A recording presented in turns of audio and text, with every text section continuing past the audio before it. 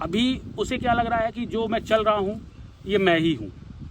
तो उससे होता क्या है कि जितने लोग उससे कनेक्टेड होते हैं, जब वो छोड़ कर जा रहे हैं या बदल रहे हैं या किसी भी चीज़ किसी भी तरह का उनके जीवन में परिवर्तन आ रहा है, तो उससे उसको इम्पैक्ट आ रहा है। उसकी लाइफ उससे बिल्कुल कनेक्टेड है, क्योंकि जो भी रिलेशंस होते हैं वो डुअलिटी पर डिपेंडेंट होते हैं।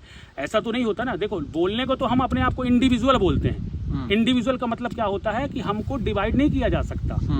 आप इंडिविजुअल हो, इंडिविजुअल, लेकिन आपका जो जीवन आप अपने आप को क्या कर रहे हो, डिविजुअलिटी में देख रहे हो, मतलब डुअलिटी में ढूंढ रहे हो।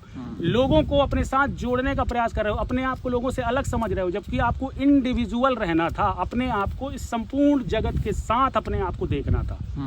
इंडिविजुअल कि मुझे कोई डिवाइड नहीं कर सकता, मेरी खुशी मेरा गम सब चीज मेरे अंदर ही है समाया, बाहर नहीं हूं मैं। इंडिविजुअल मतलब मैं डिवाइड नहीं हो सकता।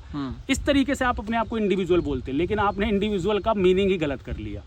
इंडिविजुअल का यहाँ इन्होंने क्या कर दिया, जो सारी चीजें संपत्ति और सब जोड़ करके इंडिविजुअल बनता है। कोई भी व्यक्ति बताते हैं ना कि इंडिविजुअल अपने आप बारे में बताइए, तो अपनी नौकरी के बारे में बताता है, वो सारी चीजें वो जोड़ करके अपने आप को इंडिविजुअल बोल रहा है। जब तूने डुअलिटी चीजों को आपने अपने साथ शामिल कर लिया, तो आप कैसे अपने आप को इंडिविजुअल कह सकते हैं। तो इस प्रकार अपने स्वरूप को पहचानने के लिए आपको डुअलिटी और नॉन डुअलिटी के कॉन्सेप्ट को समझना होगा, जिसको हम हिंदी में द्वैत और अद्वैत भी कहते हैं।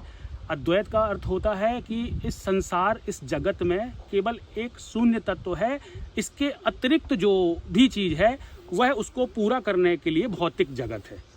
बस दो ही एक दूसरे के पूरक हैं, दोनों ही साथ में। इसके पहले मैंने आपको वीडियो में ये भी बताया था कि दोनों शिव और शक्ति के स्वरूप हैं।